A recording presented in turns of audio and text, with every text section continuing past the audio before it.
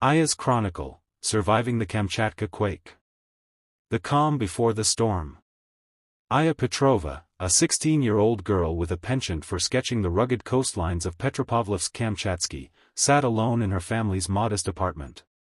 The late July sun filtered through the curtains, casting a warm glow on her sketchbook. Her parents were at work, and her older brother, Dmitry, was studying abroad in London, leaving the apartment unusually quiet. Aya's fingers traced the outline of Ava Cha Bay on her page, her phone buzzing occasionally with notifications from friends. It was an ordinary Tuesday morning, July 29, 2025, and the world felt steady, until it wasn't. At 11:24 PETT, the ground beneath her shuddered. A low rumble grew into a violent tremor, shaking the walls and rattling dishes in the kitchen. Aya froze, her pencil skidding across the paper. The earthquake wasn't like the small tremors she'd felt before, this one was ferocious, unrelenting. Her heart pounded as she dropped to the floor, crawling under the sturdy wooden table in the living room, just as her school's disaster drills had taught her.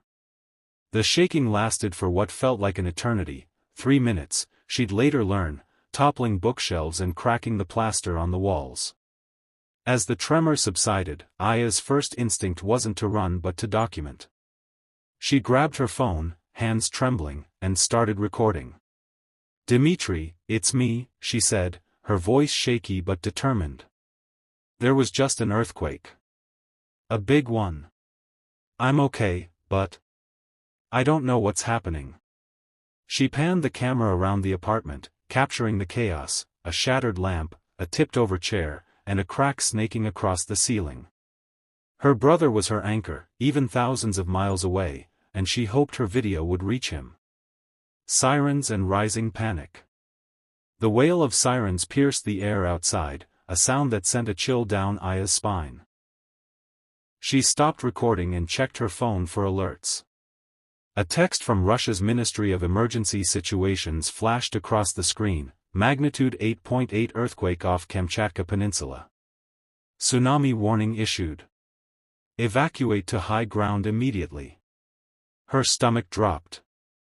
Petropavlovsk-Kamchatsky, nestled along Ava Cha Bay, was no stranger to seismic activity, but a tsunami warning of this magnitude was rare. The city's location on the Pacific Ring of Fire made it vulnerable, and Aya knew the stories of past quakes, like the 1952 magnitude 9.0 event that had scarred the region. She tried calling her parents, but the lines were jammed. A quick message to Dmitry, "Tsunami warning. I'm scared. Going to higher ground," was all she could manage before slipping on her sneakers and grabbing her backpack. She stuffed it with essentials, a water bottle, a jacket, her phone charger, and her sketchbook, a reflex she didn't question.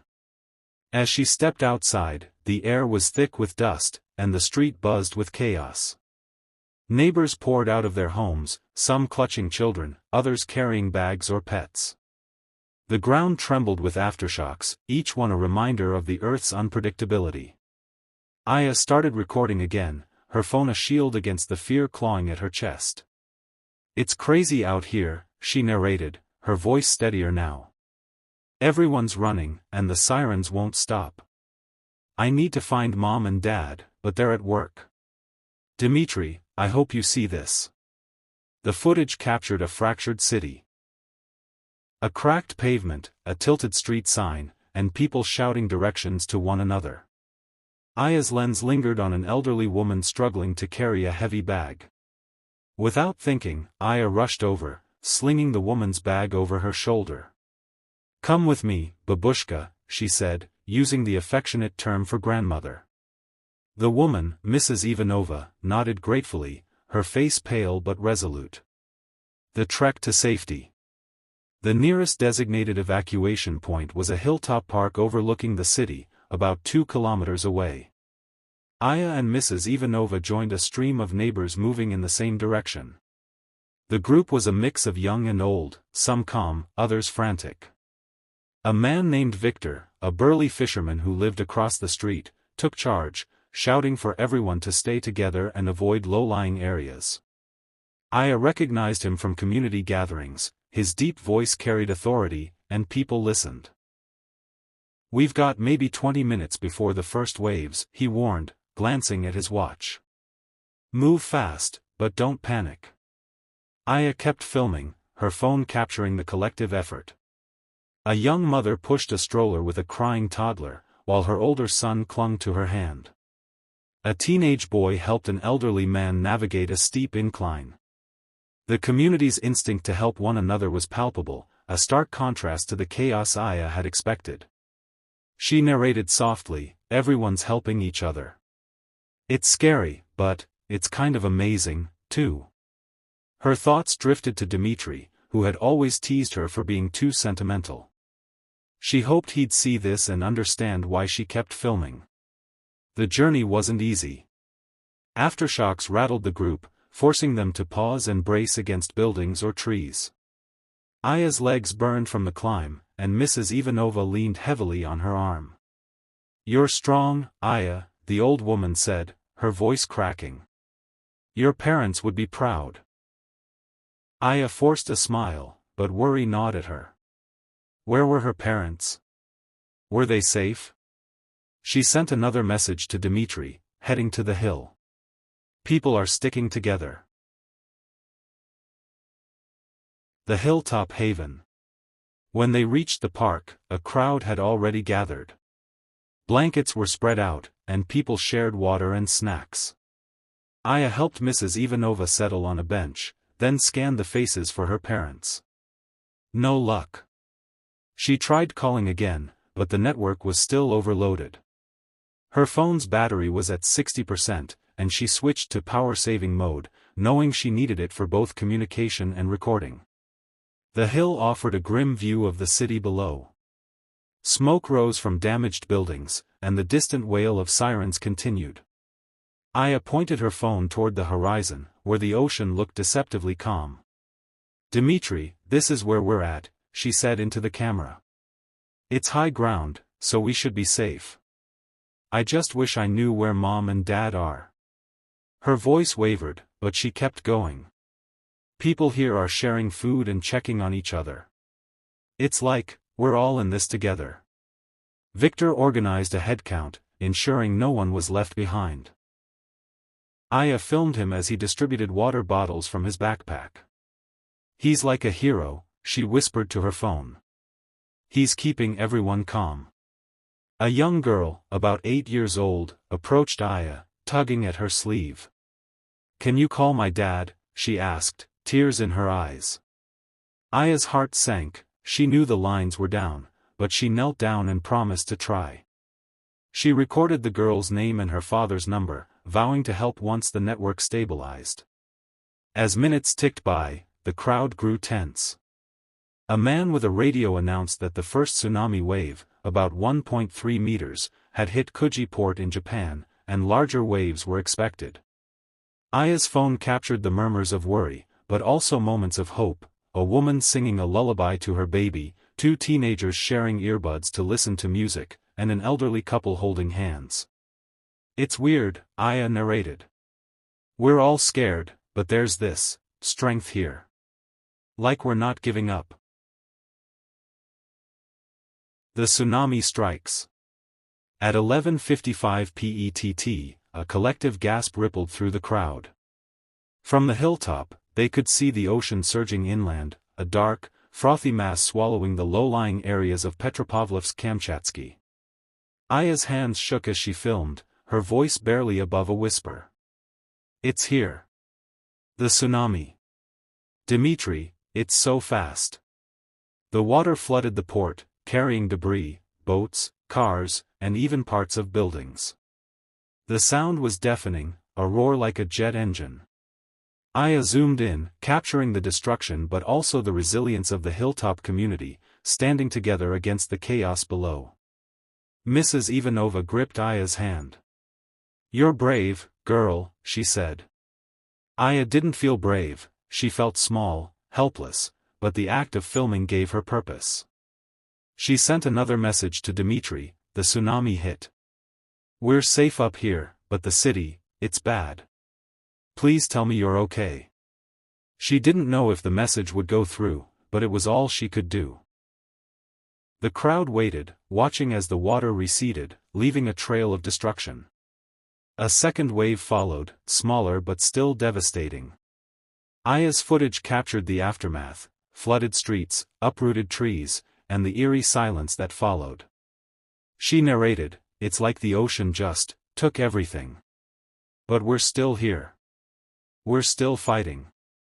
Her voice cracked, but she kept the camera steady. Community and resilience. As the immediate danger passed, the hilltop became a makeshift camp. Volunteers distributed blankets and food from emergency supplies.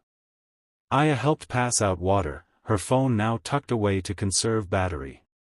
She overheard stories of survival: a man who'd carried his disabled sister to safety, a woman who'd lost her shop but was already planning to rebuild. The sense of community was overwhelming, a reminder that even in disaster, people could come together. Aya's thoughts kept drifting to her parents. She borrowed a radio from Victor and listened for updates. The news was grim: several injuries, a damaged kindergarten, and flooded infrastructure. But there were no reports of mass casualties, thanks to the swift evacuation orders. Aya clung to that hope, whispering to herself, "They're okay. They have to be."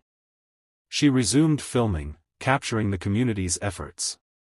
A group of teenagers set up a charging station using a portable generator. An elderly man shared stories of the 1952 quake, his voice steady despite the fear in his eyes. Aya narrated, "Dmitri, you wouldn't believe how strong everyone is. It's like, we're broken, but we're not giving up." She filmed a young boy drawing in the dirt with a stick, a small act of normalcy amidst the chaos. A message of hope. By late afternoon, Aya's phone battery was at 20%. She knew she had to save it for emergencies, but she wanted one final video for Dmitri. She found a quiet spot and recorded, her face lit by the fading sunlight. "Dmitri, I don't know if you'll see this, but I'm safe. We're all safe up here. The tsunami hit, and it's bad, but we're together. I helped an old lady, and people are sharing everything. I'm still scared, but I think we're going to be okay." She paused, tears welling up. "I miss you. Tell Mom and Dad I love them, okay? I'm going to keep fighting." She sent the video, along with a text, "We're safe on the hill. I love you. Please find Mom and Dad." It was her last message before reaching safety, a beacon of hope sent across the ocean to her brother. She turned off her phone to save the battery, trusting that the message would find its way. The aftermath and real footage. As night fell, rescue teams arrived, bringing supplies and news. Aya learned that her parents were safe, evacuated to another high-ground site. Relief washed over her, and she hugged Mrs. Ivanova, who smiled through her own tears. The community stayed on the hill until the tsunami warning was lifted, their bond forged in the face of disaster. Aya's videos, uploaded later, went viral on social media, a raw testament to the quake and the community's resilience. News outlets picked up her footage, blending it with real reports of the July 29, 2025, magnitude 8.8 earthquake off Kamchatka. The quake, centered 136 kilometers east-southeast of Petropavlovsk-Kamchatsky, caused significant damage but few fatalities, thanks to Russia's robust disaster preparedness.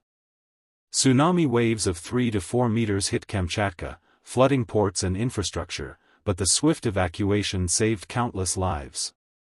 Aya's voiceover, reading her final message to Dmitri, became a symbol of hope, played alongside footage of the flooded city and the hilltop survivors. Lessons from the quake. Aya's story highlighted the power of community and preparedness. Petropavlovsk-Kamchatsky's evacuation routes, clearly marked and drilled into residents, ensured that thousands reached safety. Schools' disaster training, like the drills Aya followed, proved critical. Her videos also showed the human side of survival: fear, yes, but also hope and solidarity. Experts later praised the region's response, noting that the low casualty count was a testament to decades of investment in seismic infrastructure and public education. For Aya, the experience was transformative. She continued sketching, now adding scenes of the hilltop camp and the faces of her neighbors. Her brother, Dmitry, returned to Russia a month later, and they watched her videos together, crying and laughing at the journey she'd documented. Aya's final message, "We're safe on the hill. I love you. Please find Mom and Dad," became a rallying cry for disaster survivors, a reminder that even in the darkest moments, human connection and preparedness could light the way.